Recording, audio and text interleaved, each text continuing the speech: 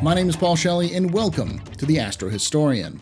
This is a channel dedicated to exploring and explaining the lore of sci-fi and space universes and discussing their impact. Today we will be talking about the latest and most modern ship to be added to the UEE fleet, the mighty RSI Polaris.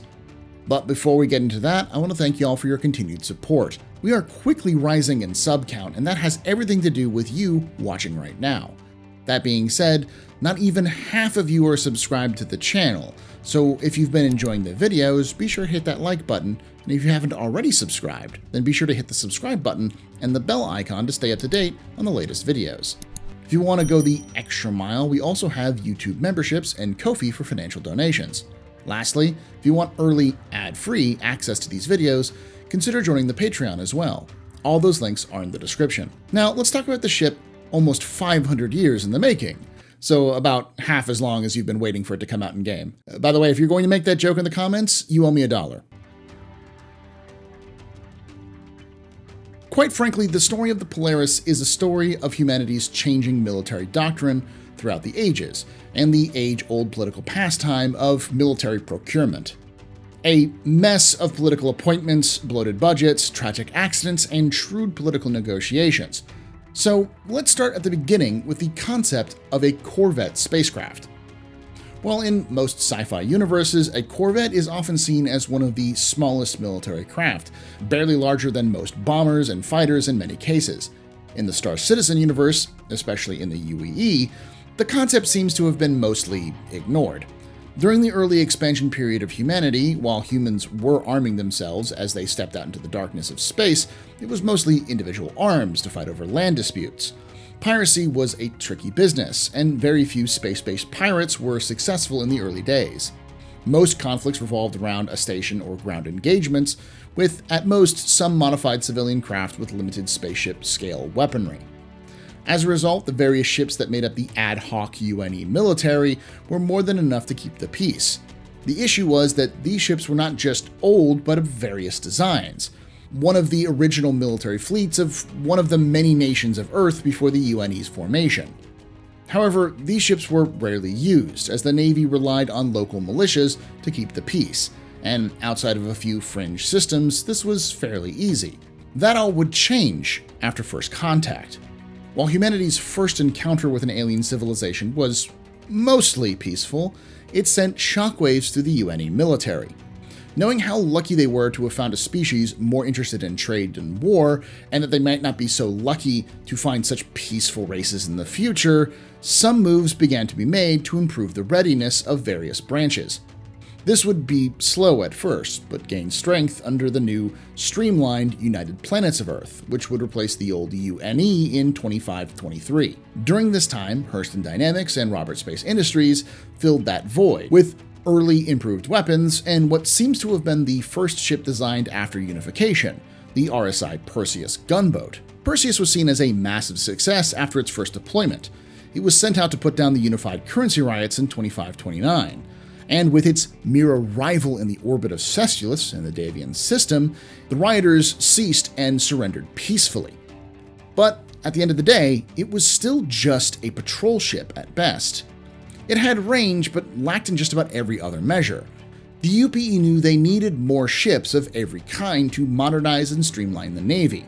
However, before they could fully commit to this plan, humanity ran face first into the Xi'an, and then the Tevarin. The first scaring the hell out of us, and the second starting a full-scale interstellar war on us. It was during that very conflict where the Corvette-class ships of the UPE, though aging, proved their worth. The UPES Gilchrist, a small Corvette-class ship, was on a routine patrol of a supposedly safe system when all hell broke loose. The ship was ambushed, first boarded by the elite Naule of the Tevarin, and then being surprised by a strike fleet. The ship's commanding officer, Commander Hester Polaris, personally fought off the boarders while continuing to command the ship's action against the emerging strike fleet. She used the ship's speed, maneuverability, and local environmental conditions to engage the fleet. The Gilchrist never stopped moving, disengaging and re-engaging the Tevarin to keep them off balance. She even managed to stop part of the Tevarin force which attempted to split off to raid local settlements. all the while engaging in a firefight on her own ship against the most elite of Tevarin warriors. In the end, the Gilchrist managed to destroy 3 Tevarin capital ships before UPE reinforcements arrived to rout the remaining forces. But it was too late for Commander Polaris, who succumbed to wounds she had received in the hand-to-hand fight against the Tevarin borders. Her and her crew's actions would be remembered for their fearless gallantry and proving the worth of the small, nimble system patrol ships, the Corvettes. Despite this, most of the grand plans to reinvent the Navy were put aside for more practical craft, of which only one remains active and known besides the Perseus, the Aegis Dynamics Retaliator bomber. First built in 2544, towards the end of the war. It was this very bomber which would win the heart of Colonel Ivor Mezer, who was saved by the Retaliator's impressive skills during the invasion of Idris IV, a battle which would turn Ivor Mezer into the hero of the war and subsequently propel him to the rank of High General. With this position secured, he turned to the designers at Aegis to begin what would become a generations-long bond between his family and the company, with a contract to finally fulfill the goal of modernizing the Navy with a new Corvette-class ship in 2546. This Corvette was to be an 85-meter spacecraft that could dock a pair of patrol fighters, which at the time was likely the Elio Harmon Aerospace Stiletto. These Corvettes would be built more affordably and in greater numbers than current ships of the line, and would be rapidly deployed to help patrol the burgeoning empire. After 3 years of development, what came out of this project seemed to be a model of typical bureaucratic confusion and bloat. The ship that would begin its space trials in 2549 was a completely different beast to the initial specifications, a massive frigate-class spacecraft, which was several times the original proposal, mounting an enormous railgun and carrying a fully functional flight deck capable of supporting multiple classes of fighters and bombers. It would become known as the Aegis Idris frigate. It also seemed that Aegis was no longer interested in the idea of these smaller capital ships, possibly because the lower prestige associated with them. A Corvette didn't project the same kind of power as larger ships, and as such, were not as politically advantageous to the ambitious company. A frigate still served the purpose of what was needed at the time, so it seemed the Corvette-class project was put aside for a while. However, the shortcomings of the Idris, in the role which was meant for a smaller ship, became quickly apparent. The ship had to undergo a number of refits and new versions, and required a much larger crew and logistical footprint than initially hoped. While it's not certain that these issues specifically led to the revival of the Corvette project, we know that within a generation, under a new united empire of Earth and the Mezer dynasty, the idea of the Corvette-class ship would reemerge. During the reign of Deacon Mezer, the only son of Ivar, the once-defeated Tevarin returned, and proved how critical a quick and relatively cheap Corvette would be in this growing empire. The resurgent Tevarin relied on hit-and-run tactics, raiding and pillaging for supplies and shying away from direct confrontation that did not favor them, something the Idris was not well suited to counter. During the war, a call went out to deal with this more nimble force, to which a young Case Aerospace responded with their Hurricane Heavy fighter. This two-seater fighter craft revolutionized fighter design and proved effective against the Tevarin fleet. Deacon was so impressed that he offered the new Corvette contract to Case after the war. Unfortunately, before the design could be finished, the chief brain and owner of the company, Leonard Case, died in a tragic atmospheric collision in 2615. Without the personality behind the project, Deacon lost faith in the company and withdrew the contract. However, internal issues in the military and his own family seemed to have distracted Mezer II, and thus the Corvette project once again fell into obscurity. With his descendants much more focused on larger and more grand capital ships to project their might, or more advanced fighter craft to display the technological superiority of humanity, the idea of the humble system protection ship seems to never be politically viable enough for the Mezers or the companies that worked with them. In fact, the Mezers from the third onward were far more interested in assassinating or imprisoning rivals, including their own family members, than modernizing the military. Spending then for the military was given to friends, in the military-industrial complex, with seemingly very little desire to actually see the result, and more as a means to reward loyalty. Programs like Project Vespa and what would become Apocalypse Arms were designed as wonder weapons, at best used to terrify the populace into submission, but often never really being functional. However, that all changed after the first encounters with the Vanduul. The massive and slow ships of the line of the UAE and the light and nimble fighters struggled with the emergence of the Vanduul threat in the Orion system starting in 2681. While the larger capital ships were nearly indestructible to the initial raiding parties, they were far too slow to respond to the rapid assaults, and the ships that could often required a 2 or 3 to 1 advantage to combat these attacks. As the raids intensified, it also was clear that not even the mightiest human capital ship could last long against the biggest and best ships the Vanduul fielded, like the massive king ships, capable of disabling or even destroying an Idris in a single shot. After the loss of the Orion system, the UAE military immediately began to rethink how it approached capital ship design, which offered a political opportunity for Deacon's granddaughter, Ileana Mezer, to consolidate her power after she had taken the throne from her father through poison. Like I said, the Mezers cared more about fighting amongst each other than helping the military. This would lead to the Javelin destroyer in 2690, not only the first ship designed to fight the Vanduul, but the first UAE destroyer class ever made. This began a trend in the military towards smaller ships designed to be easier to deploy in response to the rising Vanduul threat. However, the old Corvette class idea remained sidelined. Almost a century after the Javelins first launched, the last Mezer was overthrown in the anti-Mezer revolution of 2791. This was important to the Corvette class project, because it meant the fall from grace of the project's biggest roadblock, Aegis, and the return to power of a company much more interested in the idea, RSI.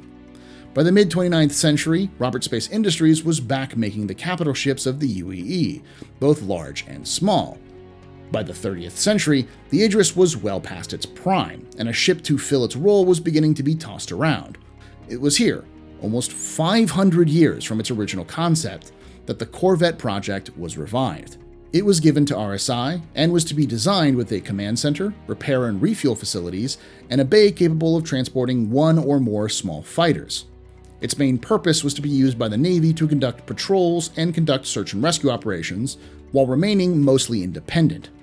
The ultimate goal was that the Navy could affordably conduct greater interdiction operations in situations that might not need direct short-range fighter support, allowing for much more flexibility to respond to Vanduul threats.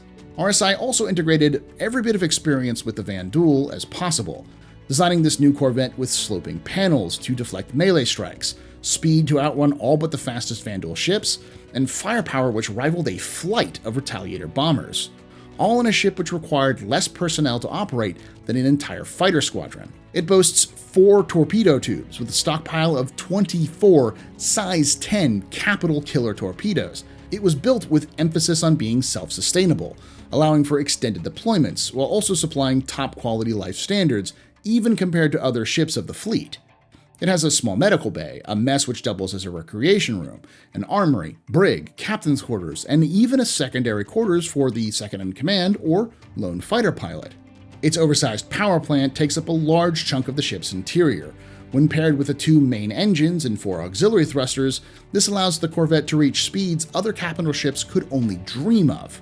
From the outset, this ship turned a lot of heads. The lead designer, Jules Parley, had this to say about the ship. Fast and lethal. Those were the directives. How do we make something that meets both of those expectations in a ship this size? It took a massive amount of work and ingenuity, but I think we did it.